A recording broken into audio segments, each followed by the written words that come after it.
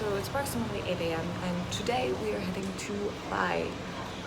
The ticket costs $7, so let's go to Pai.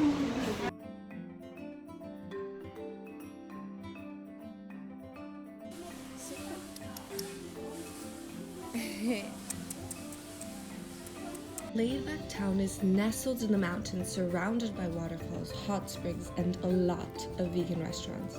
It is the perfect place for a hippy-dippy backpacker. We stayed at Pai Circus Hostel in a private room for about 500 baht.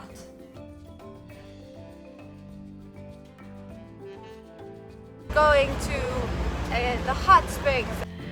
The various baths range from 32 to 38 degrees Celsius with medicinal effects. The experience is kind of enchanting since the hot springs are surrounded by nature. We finished the day by having some mango sticky rice and going shopping.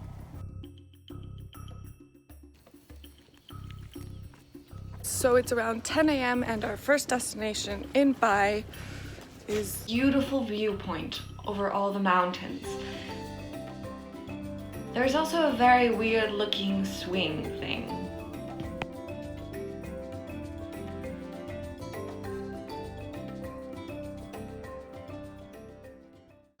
So our second stop is in the Tham Lod Cave, where we rent a bamboo raft for 50 baht and they take us through the cave for about 1.5 hours. If you get there around 3 p.m. every day, over 5,000 birds swarm the cave. First, the guides turn on their gas-powered lanterns before heading into the dark cave. And if you look straight into the lanterns, you might start to get a little dizzy. This cave has so much history, as it was the burial site for the Hobinyan people between 5,500 and 9,000 BC.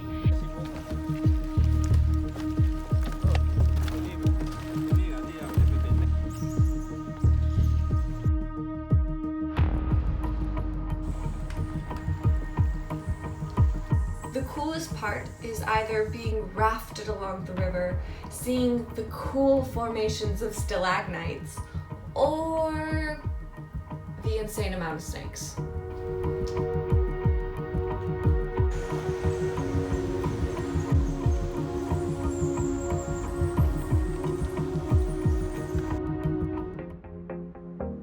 Next up are some waterfalls. Breathtaking, right? Well, in reality, not really. But this riachuelo is still not it. The waterfall ended up being more like water ponds filled with backpackers trying to do dumb stuff. And of course, me being a smart human decided to join them in the dumb stuff by trying to jump into one of the water ponds. Fell in the process of jumping and hurt my bum.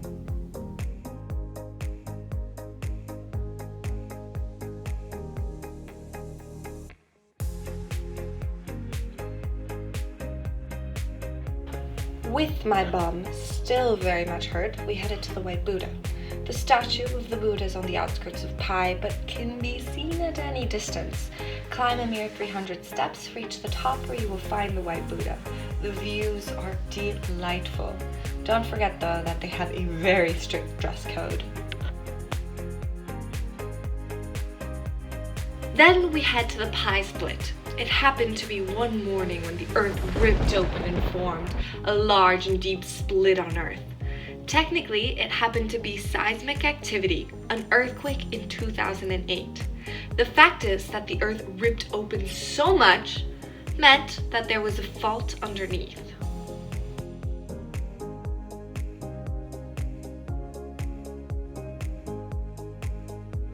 So our last stop of the day is the Pai Canyon.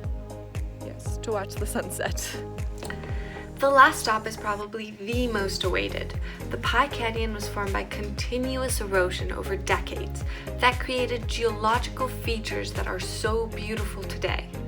The carved narrow ledges and slabs that survived the decades of erosion created these deep cliffs. And sitting on the cliffs, having your legs dangle above 30 meters high is, I'm not gonna lie, pretty cool.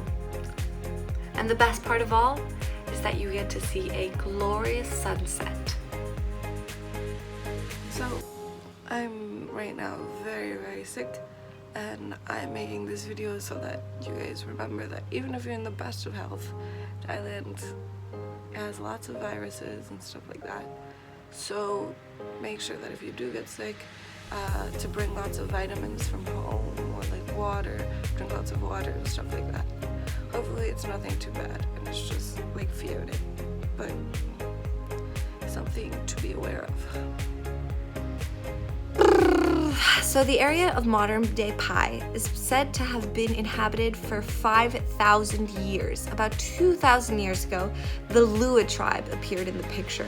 And a cool thing was that they were hunter-gatherers, but at the same time, when they would hunt at night.